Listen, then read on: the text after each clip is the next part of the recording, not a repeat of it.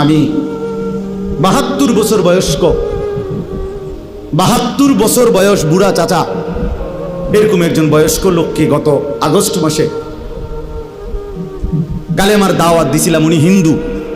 ২.৫ ঘন্টা ওনারে বুঝাইছিলাম, বলছিলাম, কিন্তু উনি এটা বলে যে ঈশ্বর অদ্বিতীয়, ঈশ্বরের কোনো অংশীদার নাই,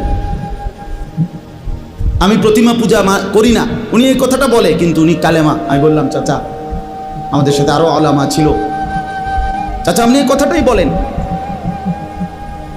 এই কথাটাই বলেন, এটাই কালেমা।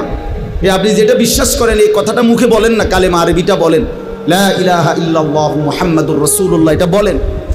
কত অনুরোধ করলাম, কামসি পর্যন্ত, বিশ্বাস করেন চাচার মুখ দিয়ে এই কথাটা বাইর করতে পারলাম না। কয় না, আমি এটা পড়তাম না।